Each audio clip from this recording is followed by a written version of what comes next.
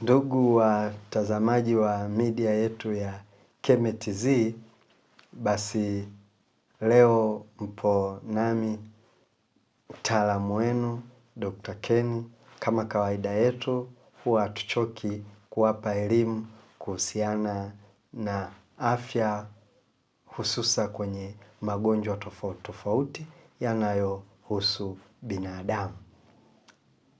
Let's go. Twende sasa leo tukaone nimewaandalia elimu juu ya ugonjwa gani. Leo tunaenda kuzungumzia ugonjwa wa fistula.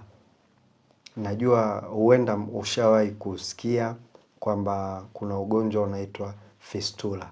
Kama hujawahi kusikia, basi leo utaenda kusikia kwamba fistula ni nini, inasababishwa na nini. Tega macho yako na masikio yako kutusikiliza. Pia asante kwa kuchagua kutusikiliza. Tunapozungumzia fistula, maana yake kwamba kunakuwa na mahusiano kati ya kiungo kimoja, kwa maana ya ogani moja na ogani nyingine. Kwa maana kunakuwa na kitundu ambacho kinakuwa kimetengeneza mahusiano kati ya ogani moja na ogani nyingine. Hiyo ndio maana ya fistula. Kwa Kiingereza tunaitwa ni connection between organs. Sawa, ambako kunakuwa na communication. Lakini hiyo connection inakuwa sio halisi, imejitokea. Sawa?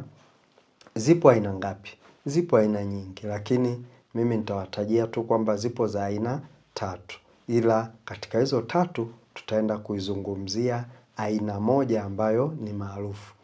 Kuna moja ambayo tunaita arteriovenous fistula, nyingine anal fistula, nyingine tunaita pelvic ama obstetric fistula. Arteriovenous manake kunakuwa na mahusiano yasiyo ya kawaida kati ya mshipa wa damu wa venous na artery. Kwa damu zinakuwa zinaingiliana. Alafu kingine tunasema ni kunakuwa na mahusiano yasiyo ya kawaida kati ya kiungo kingine na sehemu ya haja kubwa, ndo tunaita anal fistula. Alafu kingine tunaita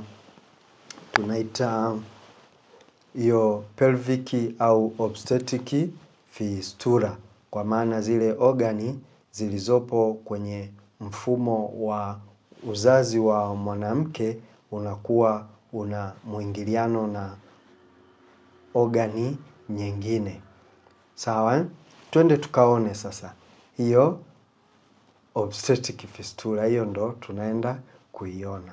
Sawa?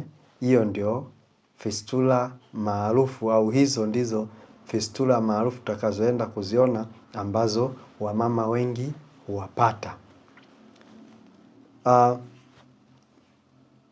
Tunapozungumzia hiyo obstetric fistula na hizo ogani, manake inaweza ikawa kizazi, kibofu cha mkojo, kwa maana kuna kile kitu tunakiita mrija wa mkojo, alafu bila kusahau uuke na sehemu ya tunasema kwenye ule utumbo mkubwa wa chini wa binadamu.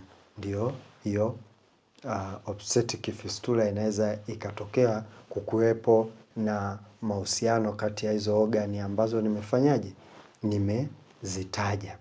Kwa hiyo sasa hizi zenyewe kuna pia hizo obstetric fistula zipo nyingi. Kuna vesicovagina fistula, kwa maana ya kibofu cha mkojo na uuke.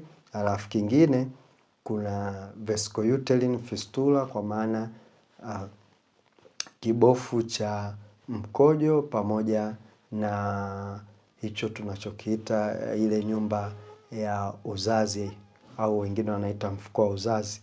Kingine ni tunaita urethrovaginal fistula kwa maana sio urethral, tunaita uterine vesicle, tunaita urethrovaginal fistula kwa maana ule mrija wa mkojo pamoja na kibofu pamoja na uuke kwa maana ya vagina. Alafu kingine tunakiita rectovaginal fistula kwa maana ile nilokuambia kwamba kale ka sehemu ka chini ka utumbo mkubwa pamoja na uuke.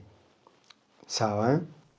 Basi niwaombe msiache kusubscribe, msiache kushare na wengine ili waweze kupata hii elimu.